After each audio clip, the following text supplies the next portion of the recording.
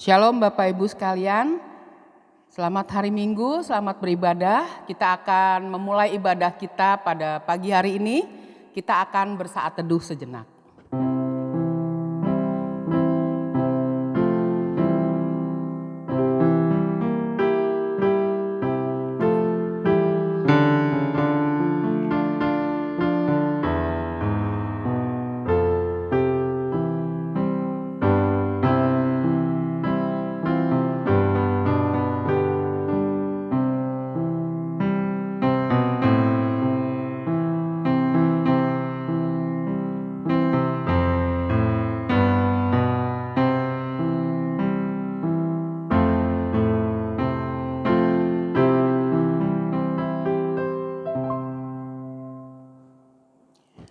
Baik Bapak Ibu sekalian, Bapak Ibu kami undang untuk berdiri. Pertolongan kepada kita ialah di dalam nama Tuhan, yang menjadikan langit dan bumi, yang memelihara kesetiaannya sampai selama-lamanya, dan tidak pernah meninggalkan pekerjaan buatan tangannya. Kasih karunia dan damai sejahtera dari Allah Bapa kita dan dari Tuhan Yesus Kristus menyertai kita. Amin. Kita menyanyi lagu Suci, Suci, Suci.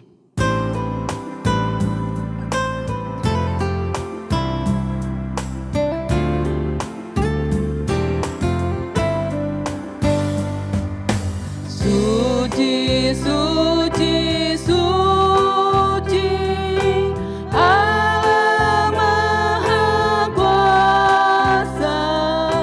Kami dini hari menaikkan pujian. Suci, suci, suci, Allah Maha Kasih, Allah Tritunggal, Allah yang Esa.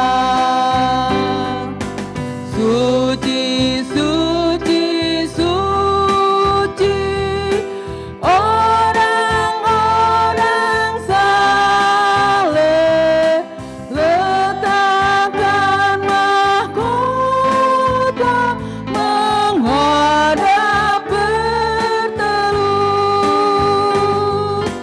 Semua malaikat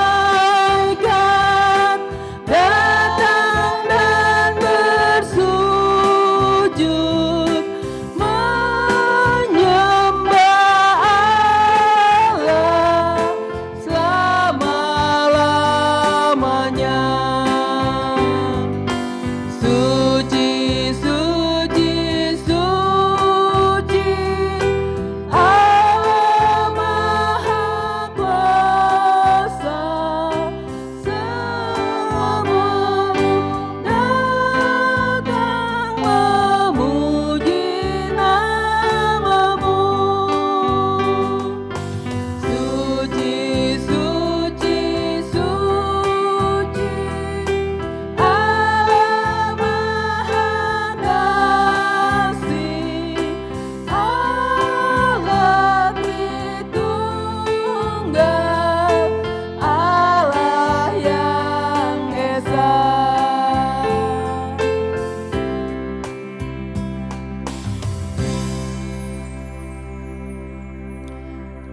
Bapak Ibu, mari kita bersatu hati, kita akan berdoa.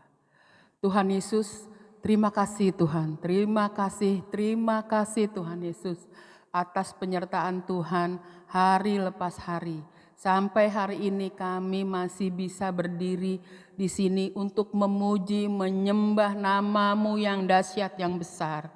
Tuhan Yesus, pagi hari ini kami datang ke hadirat-Mu untuk menyembah, memuji-Mu Tuhan, karena kami percaya Engkau Allah yang hidup, yang sanggup menyelamatkan kami.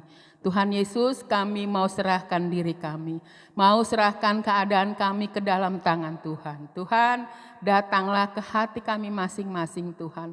Tuhan, hati kami yang luka Tuhan sembuhkan, jiwa kami yang sakit Tuhan pulihkan Tuhan. karena kami mau terus ada bersama Tuhan. Tolong kami Tuhan untuk selalu bisa kuat dalam menghadapi pandemi ini. Tuhan Yesus, kami mohon Tuhan pimpin, Tuhan sertai singer, WL, pemusik, kameramen, semua yang terlibat dalam pelayanan pada minggu pagi ini. Tuhan Yesus, kiranya Tuhan menerima ibadah kami pada pagi hari ini. Kami serahkan semuanya ke dalam tangan pengasihan-Mu Tuhan. Karena kami percaya Engkau dahsyat, Engkau hebat. Terima kasih Tuhan Yesus. Amin. Bapak Ibu, kami persilakan untuk duduk. Kita akan menyanyi lagu Tenanglah Kini Hatiku.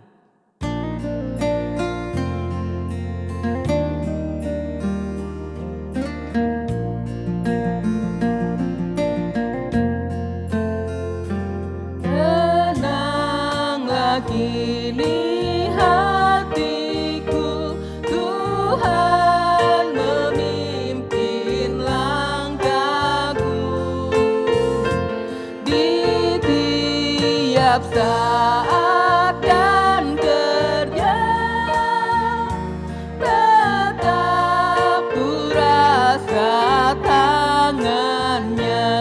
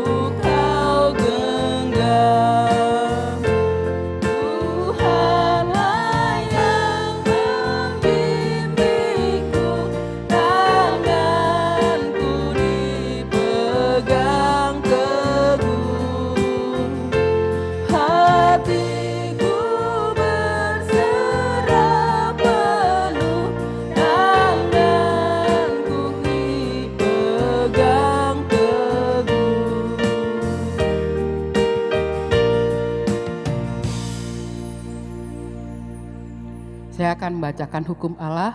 Kasihilah Tuhan Allahmu dengan segenap hatimu dan dengan segenap jiwamu dan dengan segenap akal budimu. Itulah hukum yang terutama dan yang pertama.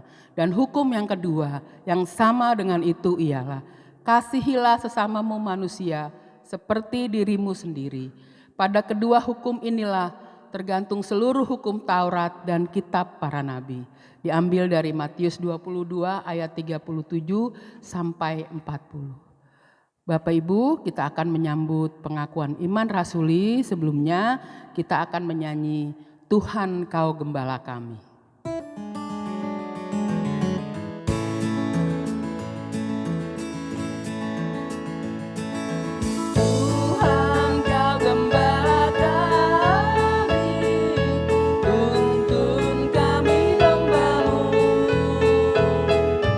Berilah kami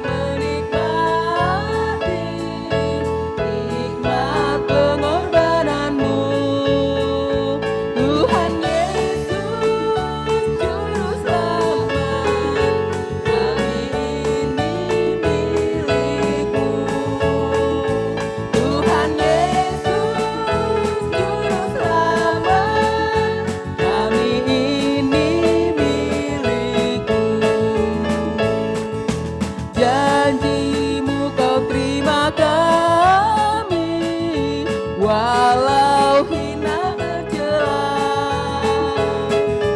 Yang berdosa kau sucikan, kau bebaskan yang lemah. Tuhan Yesus Juru Selamat, ini kami berserah. Tuhan Yesus Juru Selamat, ini kami berserah.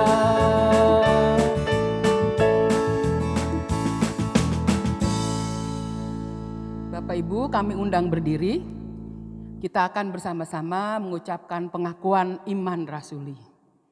2, 3.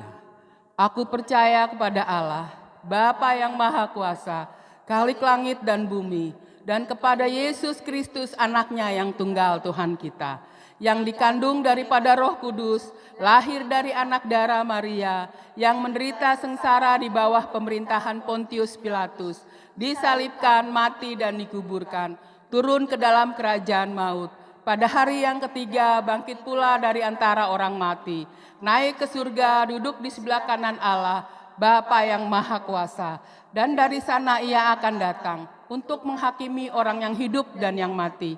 Aku percaya kepada Roh Kudus, gereja yang kudus dan am, persekutuan orang kudus, pengampunan dosa, kebangkitan daging dan hidup yang kekal. Amin. Bapak Ibu, kami persilahkan untuk duduk kembali.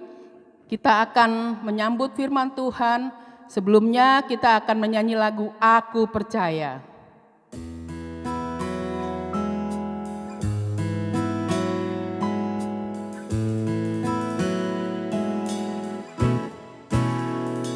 Tiada yang seperti Engkau, begitu mengasihiku.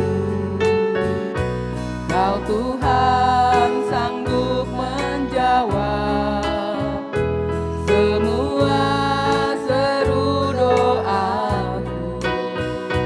Tiada yang seperti Engkau, begitu mengasihiku. Kau Tuhan sanggup melawan seluruh kehidupanku. Aku percaya Tuhanku ajaib, Kau turun tangan memulihkanku. Aku percaya Tuhanku dahsyat, Kau turun tangan memberkatiku. Aku percaya Tuhanku ajaib, Kau turun tangan memulihkanku. Aku percaya Tuhanku dahsyat, Kau turun tangan memberkatiku.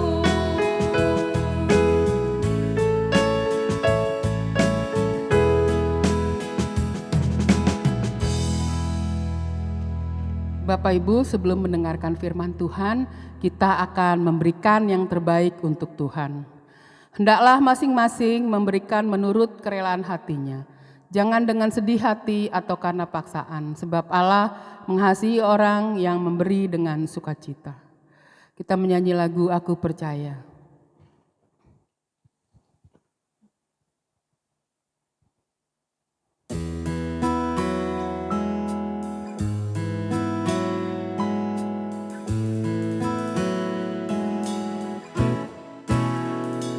Tiada yang seperti Engkau, begitu mengasihiku. Kau Tuhan sanggup menjawab semua seru doaku. Tiada yang seperti Engkau, begitu mengasihiku. Tuhan sanggup melawat seluruh kehidupanku.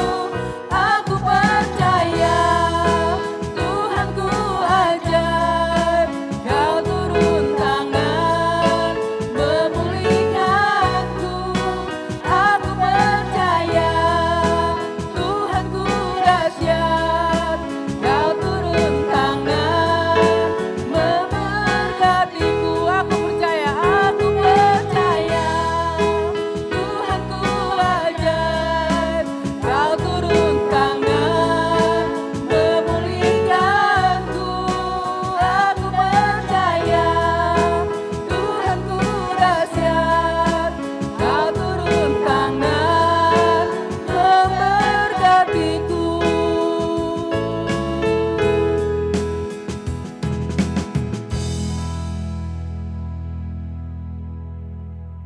Terima kasih Bapak Ibu atas persembahan yang diberikan. Kiranya ini bisa membantu untuk penyebaran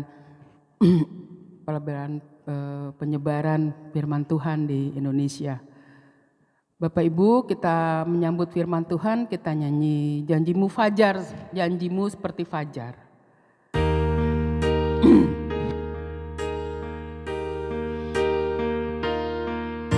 Ketika ku hadapi kehidupan ini, jalan mana yang harus ku pilih?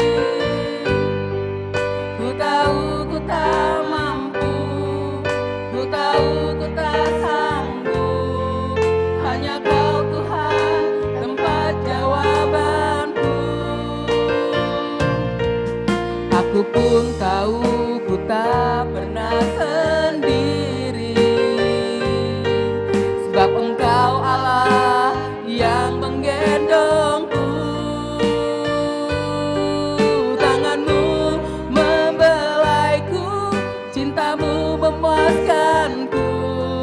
Kau mengangkatku ke tempat yang tinggi. Janjimu seperti fajar pagi hari, yang tiada pernah terlambat bersinar. Cintamu seperti sungai yang mengalir, dan ku tahu betapa dalam kasih-Mu. Janjimu seperti fajar, janjimu seperti fajar pagi hari, yang tiada pernah terlambat bersinar. Cintamu seperti sungai yang mengalir, dan ku tahu betapa dalam kasih-Mu.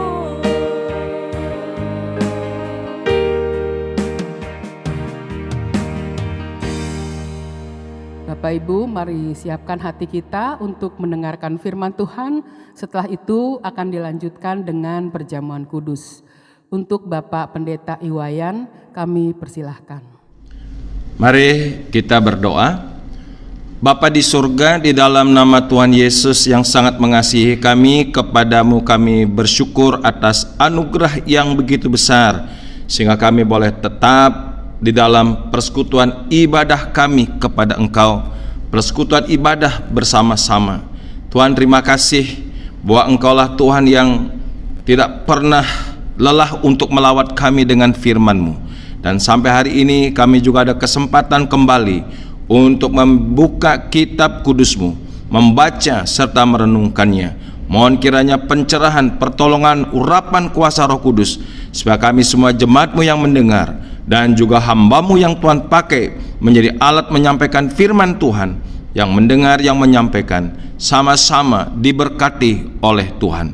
Terpujilah Allah kami kekal, dalam nama Tuhan Yesus kami berdoa. Amin. Amin. Ya, salam Bapak Ibu Saudara sekalian yang dikasihi oleh Tuhan Yesus. Kita sangat bersyukur dipelihara Tuhan, boleh kuat, boleh sehat. dan juga ada kesempatan untuk kita kembali bersekutu bersama-sama dalam ibadah kita kepada Tuhan. Dalam ibadah kita pada hari ini kita akan merenungkan satu tema yang sudah tidak asing bagi kita, tetapi itu merupakan sebuah bagian yang penting yang tidak boleh terpisahkan dari hidup kita hari lepas hari. Nah, apa itu? Itu adalah berbicara mengenai masalah bertekun di dalam ibadah. Tekun dalam ibadah. Nah, mari kita baca ayatnya dulu dari Ibrani pasal yang ke-10 ayat yang ke-24 dan ayat yang ke-25 ya. Ayat 24 dan 25 dari Ibrani pasal 10, demikian firman Tuhan. Dan marilah kita saling memperhatikan supaya kita saling mendorong dalam kasih dan dalam pekerjaan baik. Janganlah kita menjauhkan diri dari pertemuan-pertemuan ibadah kita seperti dibiasakan oleh beberapa orang, tetapi marilah kita saling menasehati dan semakin giat melakukannya menjelang hari Tuhan yang mendekat. Terpujilah Tuhan atas firman-Nya, dan berbahagialah kita semua yang memperhatikan, mempercayai dan melakukan dalam hidup kita hari lepas hari. Saudara, berbicara mengenai masalah ibadah itu menjadi tantangan tersendiri di akhir zaman ini ya. Karena banyak problema masalah kehidupan yang menjadi sebuah halangan di mana umat Tuhan untuk tetap semangat rajin dalam ibadahnya kepada Tuhan. Apalagi sekarang ini kita masih ada dalam sebuah tekanan COVID-19 yang belum berakhir, bahkan bertambah.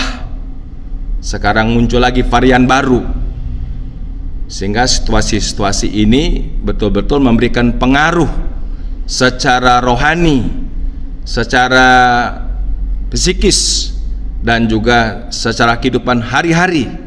Dan sehingga banyak jemaat-jemaat Tuhan yang oleh karena situasi sulit ini untuk rasanya berat melangkah beribadah ke rumah Tuhan. Nah, disinilah pentingnya kita memperhatikan kembali mengenai semangat kualitas ibadah kita kepada Tuhan. Apakah kita masih atensi, perhatian terhadap ibadah? Apakah kita ini melakukan ibadah kita biasa-biasa, medium? Ataukah kita masih tetap excellent dalam ibadah kita, memiliki roh semangat yang bernyala-nyala dalam ibadah kita kepada Tuhan? Atau mungkin sudah bergeser, mengalami degradasi, pengendoran-pengendoran dalam ibadah. Nah, karena itulah sangat penting pada hari ini untuk kita mempelajari kembali dan juga melihat ke dalam introspeksi bagaimana sebenarnya sekarang ini kualitas semangat ibadahku kepada Tuhan. Jadi masing-masing kita, jangan bagaimana ibadah mereka, tapi ibadahku. Apakah kita memiliki roh yang excellent dalam ibadah kita kepada Tuhan? Karena dikatakan bahwa supaya kita melakukannya semakin giat. Jadi ada akumulasi yang menanjak, yang meningkat, bukan akumulasi menurun. Ya, semakin lama semakin kendor dan menghilang. Tapi menjelang kedatangan Tuhan, difirmankan oleh Tuhan supaya kita ini semakin giat, semakin rajin. Dan judul perikop ini berbicara mengenai masalah ketekunan. Nah, karena itulah tema kita hari ini berbicara mengenai bertekun dalam ibadah kepada Tuhan. Nah, saudara, pertanyaan yang perlu kita munculkan di sini, mengapa kita harus bertekun dalam ibadah kita kepada Tuhan? Karena memang ibadah ini, saudara, itu merupakan sesuatu yang sangat penting dan berharga di hadapan Tuhan. Seberapa penting dan berharganya ibadah itu, saudara? Wah, itu nilainya sangat luar biasa. Dan inilah yang kita lihat pada hari ini supaya kita mengerti hatinya Tuhan. Mengapa kita harus bertekun dalam ibadah kita kepada Tuhan? Kita mesti betul-betul menyadari dan mengerti tujuan Tuhan. Mengapa Dia menciptakan kita? Mengapa Tuhan menebus dan menyelamatkan kita orang berdosa? Nah, ini kita lihat di dalam Alkitab pada hari ini. Saudara, kalau kita kembali kepada kitab Kejadian, di mana manusia diciptakan oleh Tuhan, itu diciptakan pada hari yang ke-6. Sesudah Tuhan menciptakan semua ciptaan yang lain, langit dan bumi dengan segala isinya, maka Tuhan menciptakan manusia pada hari terakhir, pada hari yang ke-6. Pada hari yang ke-6. Saudara, sesudah hari yang ke-6 itu datang adalah hari ke-7, namanya Sabat. Hari perhentian. Nah, dari sini kita bisa mengartikan bahwa manusia diciptakan pada hari yang ke-6 pertama-tama adalah untuk menyambut Sabat, hari perhentian, hari persekutuan dengan Tuhan, di mana manusia yang diciptakan tujuannya yang pertama dan yang utama adalah supaya manusia memiliki hubungan, relasi, ya, persekutuan dengan Tuhan secara personal antara manusia dengan Tuhan. Nah, ini kita mengerti lewat firman Tuhan. Untuk apa manusia diciptakan? Bukan untuk kerja, bukan melakukan tugas-tugas di ladang atau di kantor, tetapi untuk beribadah. Berarti ibadah merupakan tujuan yang sangat utama dalam hidup manusia yang diciptakan oleh Tuhan. Ini yang pertama yang perlu kita mengerti, saudara. Terus yang kedua, sesudah memang manusia jatuh dalam dosa dan ada proses sejarah yang panjang, ya, sampai kepada keturunan Yakub yang beranak pinak, beranak cucu, menjadi bangsa yang besar di Mesir.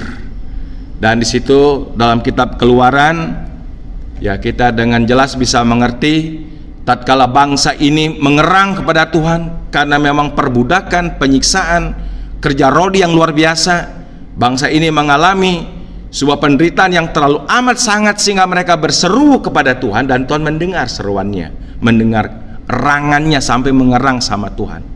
Dan akhirnya Tuhan mengambil sebuah tindakan untuk menyelamatkan, membebaskan umatnya daripada perbudakan dengan jalan mengutus Musa, ada Harun, ada 70 tua-tua pemimpin umat Israel. Ya, kisahnya sangat komplit di situ. Dengan tujuan apa? Itu dicatat dalam kitab Keluaran pasal yang ketiga, ayat yang ke-12. Saya bacakan demikian firman Tuhan agar kita mengerti firman Tuhan. Ya, lalu firman-Nya, bukankah aku akan menyertai engkau? Inilah tanda bagimu bahwa aku akan mengutus engkau apabila engkau telah membawa bangsa itu, Israel maksudnya, keluar dari Mesir, maka kamu akan beribadah kepada Allah di gunung ini, itu gunung Sinai, di mana Tuhan memanggil Musa untuk diutus kembali ke Mesir untuk membebaskan umat Israel. Tujuannya apa? Apa tujuan pembebasan? Apa tujuan kemerdekaan? Apa tujuan penebusan Tuhan? Jelas di sini. Untuk membawa bangsa atau umat Israel itu untuk beribadah di gunung ini, yaitu di gunung Sinai. Nah, tadi maka saya katakan, kenapa kita bertekun? Kita mesti mengerti dan memahami Apa tujuan Tuhan menciptakan manusia? Apa tujuan Tuhan untuk membebaskan, menyelamatkan, menebus umatnya? Supaya ibadah.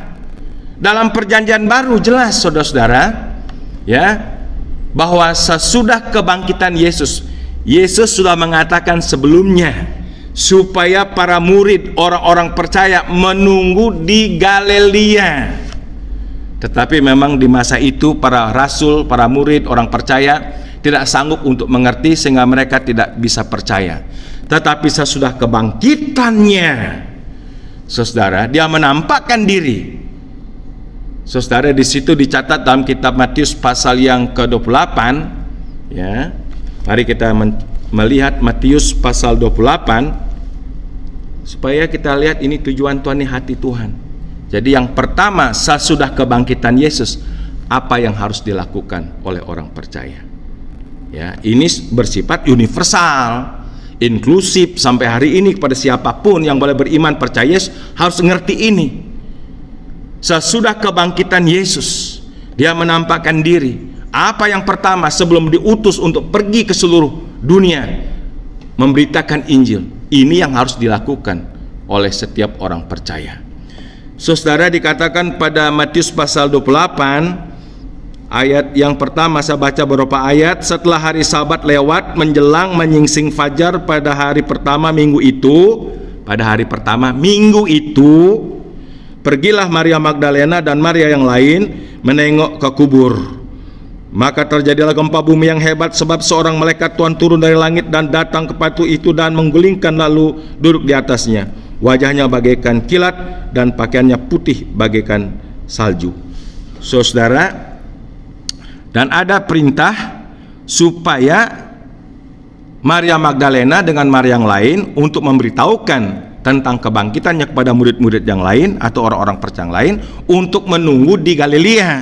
Maka ayat 7 dikatakan, dan segeralah pergi dan katakanlah kepada murid-muridnya bahwa ia telah bangkit dari antara orang mati. Ia mendahului kamu ke Galilea, di sana kamu akan melihat dia.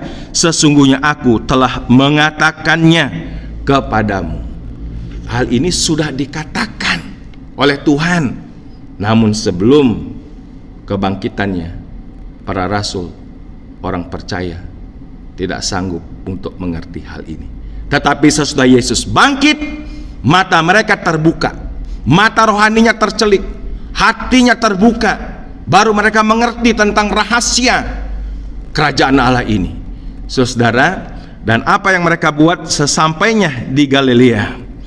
Tiba-tiba Yesus berjumpa dengan mereka dan berkata, ayat yang ke-9, salam bagimu. Mereka mendekatinya dan memeluk kakinya serta menyembahnya. Di sini mereka mengakui dalam iman percaya secara tulus dengan segenap hatinya, Yesus adalah Tuhan. Yesus adalah Allah itu sendiri. Dan mereka mendekat, berkumpul, bersekutu, para rasul, orang percaya, murid-muridnya. Saudara, apa? Untuk apa? Menyembah, beribadah. Saudara, sesudah ayat-ayat ini barulah sampai di ayat 16. Untuk apa? Ada tugas amanat agung. Pergilah kamu ke seluruh dunia, beritakanlah Injil ke segala bangsa. Jadi artinya sebelum manusia melakukan tugas-tugas, pekerjaan di rumah, pekerjaan di ladang, pekerjaan di warung, pekerjaan di PT, atau mungkin termasuk pelayanan dalam gereja, saudara-saudara, yang menjadi basicnya, dasarnya, yang pertama dan utama, makanya saudara, tujuan utama Tuhan apa? Beribadah, menyembahnya, memujinya, meninggikan namanya, mengagungkan akan kuasanya, kasihnya. Kita mesti tahu di sini, saudara-saudara. Jangan kan urusan ladang, urusan di rumah, urusan kesibukan di kantor, sekalipun termasuk pelayanan, harus didahului dengan ibadah kepada Tuhan. Itu pengajaran Tuhan nggak pernah salah. Maka saya tekankan, Dari guru sekolah minggu, semua pengerja-pengerja yang boleh mengambil bagian pelayanan harus kuat ibadahnya, harus kencang ibadahnya. Dan saya lebih juga cukup ekstrim, jangan pernah melayani kalau tidak ibadah. Itu prinsip ini lahir pada firman Tuhan. Nah, itulah yang saya katakan yang pertama, kenapa kita masih harus bertekun dalam ibadah? Karena kita harus mengerti dan menyadari apa tujuannya Tuhan menciptakan manusia. Apa tujuannya Tuhan menebus menyelamatkan manusia? Ada ciptaan yang pertama, terus manusia jatuh dalam dosa.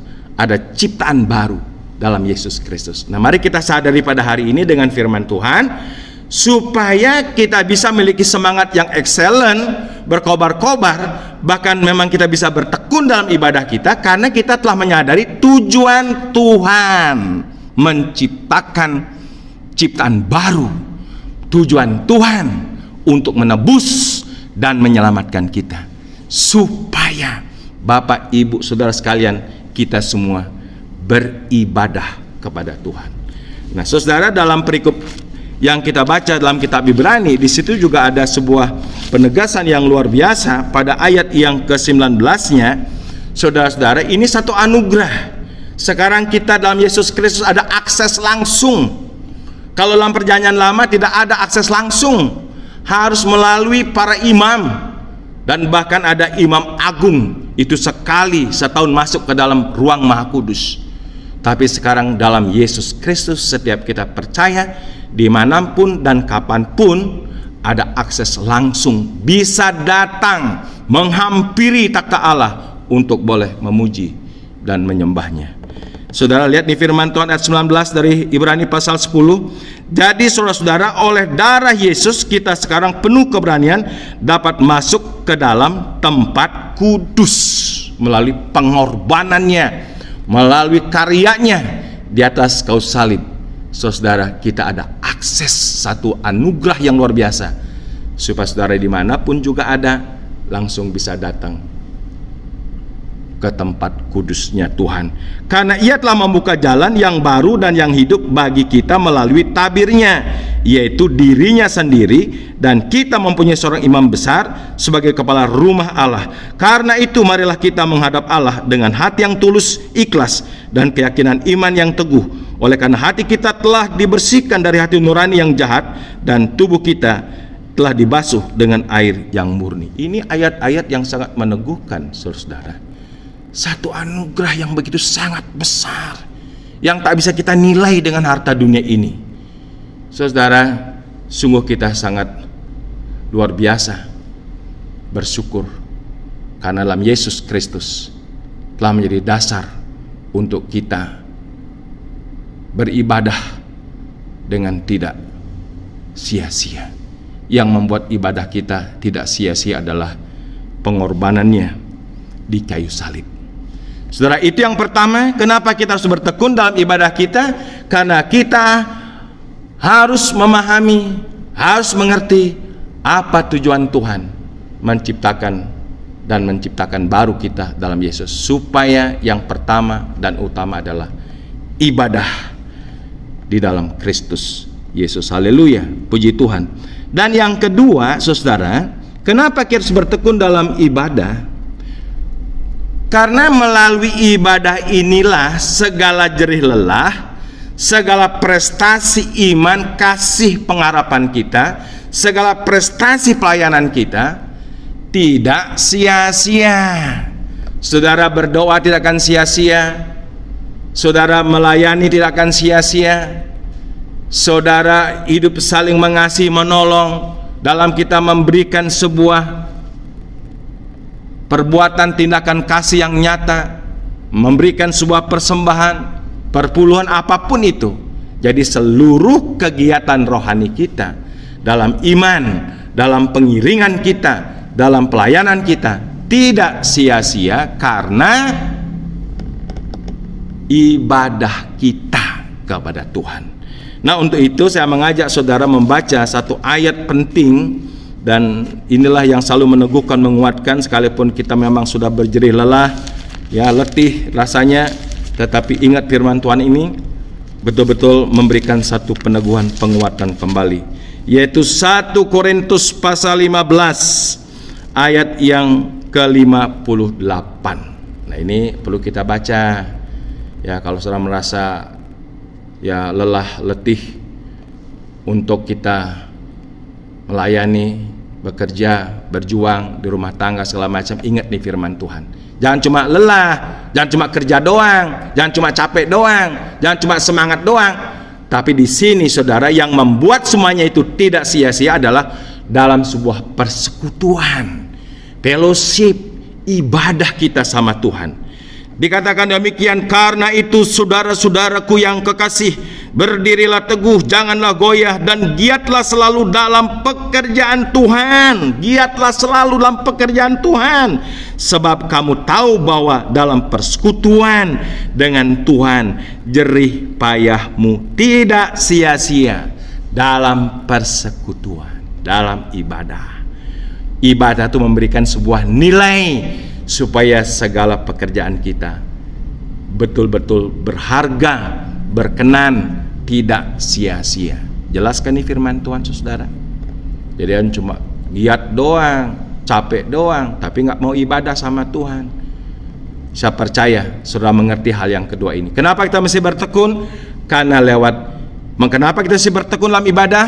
Karena lewat bertekun ibadah inilah yang akan membuat segala sesuatu yang kita lakukan bagi Kristus tidak akan pernah sia-sia. Yang ketiga, kenapa kita harus bertekun dalam ibadah kita kepada Tuhan? Karena kita mengingat kedatangan Tuhan sudah mendekat. Hari Tuhan sudah mendekat.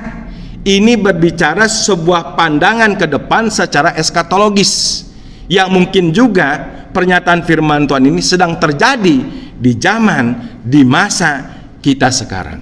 Apa yang dikatakan firman Tuhan tentang zaman akhir?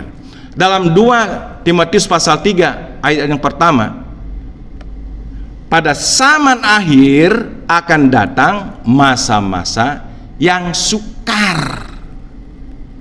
Kita perhatikannya sekarang, teknologi semakin canggih, luar biasa, tapi keadaan manusia bukan semakin nyaman, semakin baik. Justru manusia di seluruh dunia mengalami sebuah intimidasi, penekanan, tekanan, dan hidup manusia semakin berat. Baik secara ekonomi, baik secara politik, baik secara etika moral, dan lain sebagainya. Saudara, kejahatan bukan semakin menurun, semakin meningkat. Teknologi semakin canggih juga kejahatan. Dan yang tak terbayangkan oleh kita, kejahatan-kejahatan sekarang ini. Dan memang itu dikatakan oleh firman Tuhan. Terus yang kedua, bahwa zaman akhir, apa yang dikatakan oleh firman Tuhan? Matius 24 ayat yang ke-13, bahwa kedurhakaan akan semakin meningkat, semakin bertambah, maka kasih kebanyakan orang semakin dingin. Saudara, dalam kitab Timotius, ya 1 Timotius, di situ banyak diajarkan supaya kita boleh bertekun membaca kitab-kitab suci. Karena memang untuk menghadapi ajaran-ajaran sesat yang dicatat 1 Timotius pasal yang keempat ayat 1 sampai dengan yang kelima, saudara, ada banyak dinyatakan situ nabi-nabi palsu, pengajaran-pengajaran sesat, dan akhirnya Rasul Paulus mengarahkan bagaimana menghadapi nabi-nabi palsu, pengajaran-pengajaran sesat ini. Saudara, diarahkan pada ayat yang ke-8 supaya kita melatih diri dalam ibadah begitu rupa. Jadi untuk mengantisipasi supaya kita jangan dibawa oleh pengaruh jahat dunia, pengaruh akan ajaran-ajaran yang sesat, nabi-nabi palsu. Saudara, kita jemaat Tuhan harus masuk dan mulai kita melihat sebuah nilai ibadah untuk kita bertekun di dalamnya, melatih diri terus dalam ibadah kita kepada Tuhan. Saya bacakan ayat ini, saudara, terlalu banyak referensinya, tapi biarlah kita melihat satu pengajaran Tuhan yang sangat luar biasa. Bagaimana Tuhan mengarahkan kita lewat firman-Nya. Sekarang pun ada banyak ajaran sesat yang bertebaran di YouTube. Sekarang ini muncul terakhir, yaitu The Church of Almighty God, gereja Tuhan Maha Kuasa dengan mendiskreditkan Alkitab, dengan mengatakan bahwa Alkitab menghalangi orang datang pada Tuhan dan tidak mengakui ketritunggalan, dan bahwa karya Kristus tidak cukup di atas bukit Golgota, dan mereka dengan ajaran-ajaran baru. Nah, hari ini kita masih betul-betul waspada. Apa yang harus kita lakukan? Tuhan mengajarkan kita, jangan menjauhkan diri pertemuan ibadah, jangan kendor beribadah, jangan malas beribadah, jangan kita tidak peduli ibadah. Sekaranglah waktunya kita perhatikan keadaan ini, supaya kita boleh kembali ingat firman Tuhan. Dan Rasul Paulus boleh mengajak jemaat yang ada di Efesus pada waktu itu yang digembalakan oleh Timotius, mengatakan demikian, latihan badani terbatas gunanya, tetapi ibadah itu berguna dalam segala hal karena mengandung janji, baik untuk hidup ini maupun untuk hidup yang akan datang. Pasnya ayat yang ke-7, tetapi jauhilah tayul dan dongeng nenek tua, latihlah dirimu beribadah. Jadi merupakan sebuah solusi penting untuk menghadapi keadaan yang sukar dari zaman, keadaan yang boleh semakin jahat, kedurhakaan dari zaman, dan juga boleh menghadapi ajaran-ajaran sesat nabi-nabi palsu, adalah dengan kita bertekun dalam ibadah kita kepada Tuhan. Karena itu saya bacakan kembali ayat tadi, saudara, Ibrani 10 ayat yang ke-25. Kalau bisa kita hafal, kita taruh di hati ini, supaya kita benar-benar boleh terlepas dan daripada segala pengaruh-pengaruh jahat, dan kita tetap membangun sebuah relasi hubungan yang intim dengan Tuhan, hubungan yang penuh kasih dengan sesama melalui yang namanya ibadah. Dikatakan demikian, saudara, janganlah kita menjauhkan diri dari pertemuan-pertemuan ibadah kita seperti dibiasakan oleh beberapa orang, tetapi marilah kita saling menasehati dan semakin giat melakukan menjelang hari Tuhan yang mendekat. Mari kita berdoa. Bapa di surga, terima kasih firman-Mu, dan kami kembali diingatkan tentang sebuah kualitas ibadah kami yang kami lakukan. Tolonglah kami Tuhan, jikalau kami mengalami pengendoran, mengalami sebuah degradasi semangat kami dalam ibadah, biarlah lewat firman Tuhan ini kami kembali diingatkan, bukannya diingatkan tetapi diteguhkan, dikuatkan, supaya kami memiliki sebuah kualitas semangat ibadah yang excellent di zaman akhir ini. Oh Tuhan, terima kasih. Biarlah kami bertekun karena kami mengerti dasarnya kenapa kami masih harus bertekun dalam ibadah, supaya kami boleh tetap hidup di dalam kami berharap, dalam kami beriman mengasihi Tuhan.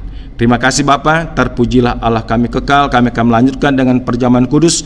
Tuhan menolong kami semua supaya perjamuan kudus ini boleh memberkati, meneguhkan, menguatkan iman percaya kami kepada Engkau Tuhan Yesus yang telah mati dan bangkit bagi kami. Dalam nama Yesus kami berdoa. Amin. Bagi kita semua yang telah menerima baptisan air, mari kita bersama-sama melaksanakan perjamuan kudus. Bagi kita semua yang belum menerima baptisan air, mohon kesabarannya demi ketertiban kita di dalam berjemaat. Baik saudara, kita akan masuk dalam perjamuan kudus. Persiapkan diri kita masing-masing di dalam doa kita, tundukkan kepala, renungkan tentang karya salib, karya Kristus yang telah mengorbankan dirinya untuk kita, orang-orang yang berdosa. Mari semuanya kita tunduk kepala, sama-sama ambil sikap hormat di dalam doa kita kepada Tuhan. Sebab apa yang telah kuteruskan kepadamu telah aku terima dari Tuhan, yaitu bahwa Tuhan Yesus pada malam waktu ia diserahkan mengambil roti, dan setelah itu ia mengucap syukur atasnya. Ia memecah-mecahkannya dan berkata, inilah tubuhku yang diserahkan bagi kamu, perbuatlah ini menjadi peringatan akan aku. Demikian juga ia mengambil cawan setelah makan. Ia berkata, cawan ini adalah perjanjian baru yang dimeteraikan oleh darahku. Perbuatlah ini setiap kali kamu meminumnya menjadi peringatan akan aku. Saudara, dalam perjamuan kudus ada dua benda yang dikhususkan atau disakralkan.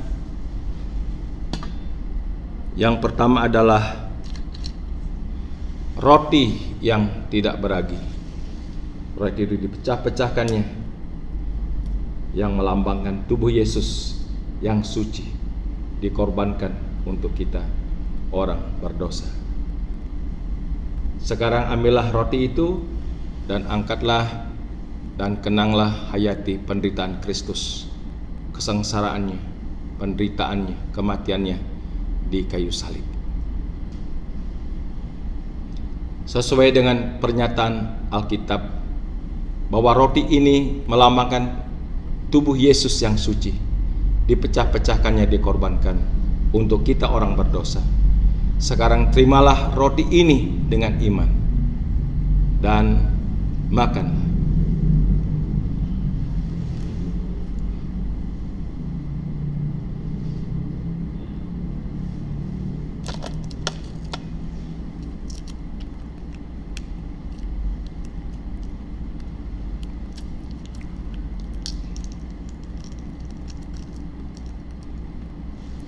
Yang kedua adalah anggur, yang melambangkan darah Tuhan Yesus, darah yang suci, sesuai dengan ketetapan hukum Taurat. Tidak ada pengampunan dosa tanpa penumpahan darah. Ibrani 9:22. Dan darah itu bukanlah darah domba, kambing biasa atau darah lembu. Darah itu hanyalah darah Yesus, anak domba Allah dari surga. Mari renungkan akan kasih-Nya yang begitu besar, sehingga kita orang-orang berdosa ini boleh menerima satu anugerah pengampunan dosa, hidup yang kekal dalam Yesus Kristus. Mari kita angkat anggur ini, rendahkan hati, dan kita renungkan penderitaannya. Salibnya, salibnya selama mulia, dosaku dihapuskan oleh darah Yesus. Sesuai juga dengan nats Alkitab bahwa anggur ini melambangkan darah Tuhan Yesus yang suci, yang ditumpahkan demi pengampunan segala pelanggaran, salah, bahkan dosa-dosa kita. Mari ambillah, terimalah dengan iman, dan minumlah.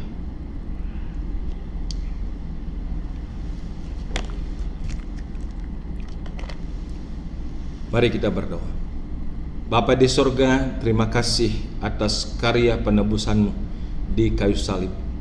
Engkau telah mengorbankan diri-Mu, mencurahkan darah, sehingga kami orang-orang berdosa yang Tuhan berikan anugerah untuk beriman percaya, boleh mengalami penebusan, penyelamatan di dalam Engkau ya Yesus Kristus.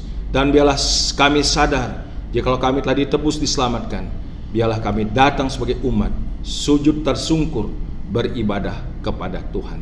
Biarlah perjamuan kudus pada hari ini telah memberkati kami semua. Dalam nama Yesus kami berdoa. Amin. Bapak Ibu, kita akan menyambut perjamuan kudus, kita akan menyanyi lagu di Bukit Golgota.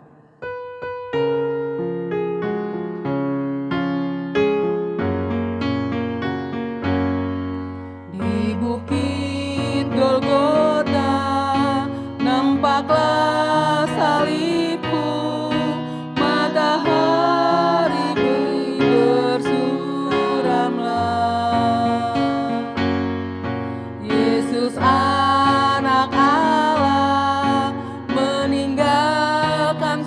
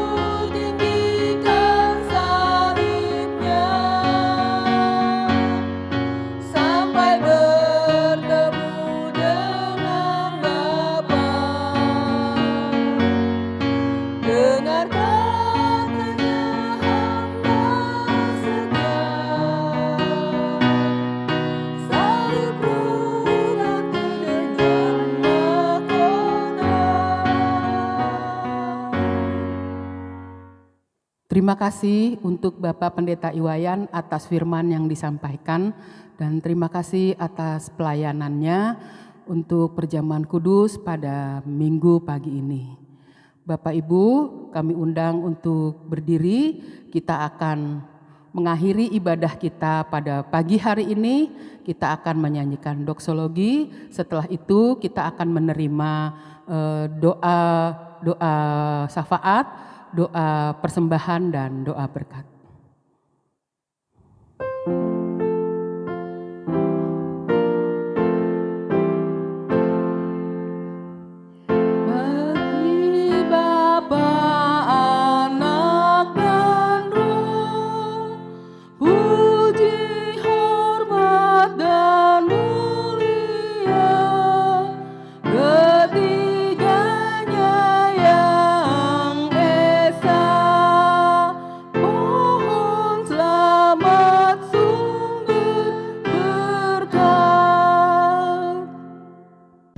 Mari kita berdoa.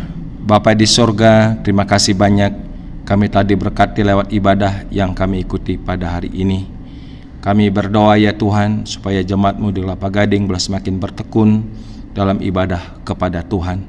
Berkati kerinduan dan juga kebutuhan seorang gembala sidang untuk di masa depan.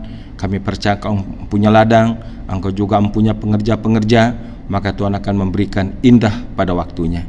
Akhirnya kami berdoa juga untuk bangsa negara kami Indonesia di tengah-tengah pelaksanaan vaksinasi Tuhan, dan juga ada kesulitan-kesulitan untuk penyediaan vaksinasi. Kami mohon pertolongan Tuhan. Biarlah kami Indonesia tetap sabar, tabah, tenang, sekalipun sekarang ini muncul varian baru COVID-19. Kami berserah kepada Tuhan. Kami berdoa khusus juga saudara kami yang kena musibah tenggelamnya kapal selam KRI 402. Tuhan, kami berdoa setiap keluarga yang ditinggalkan, Tuhan berikan penghiburan dan juga kekuatan, agar kiranya pemerintah akan berikan perhatian kepada keluarga-keluarga yang ditinggalkan.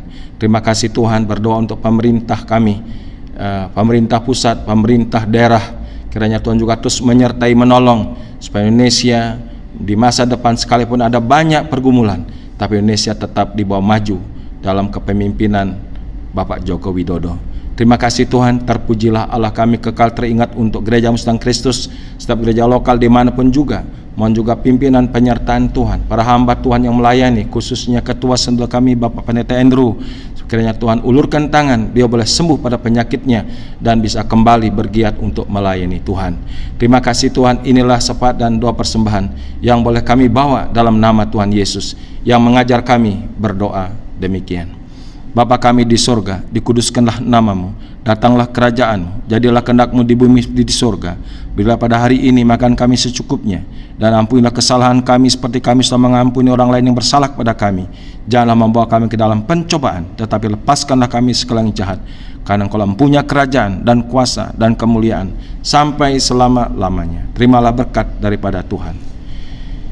Kiranya damai sejahtera dari Allah Bapa yang limpah sempurna, kasih karunia penebusan dalam Kristus Yesus Anak yang tunggal, serta janji penyertaan penghiburan kekuatan oleh Roh Kudus menyertai saudara sekalian sekarang ini sampai selama-lamanya. Amin.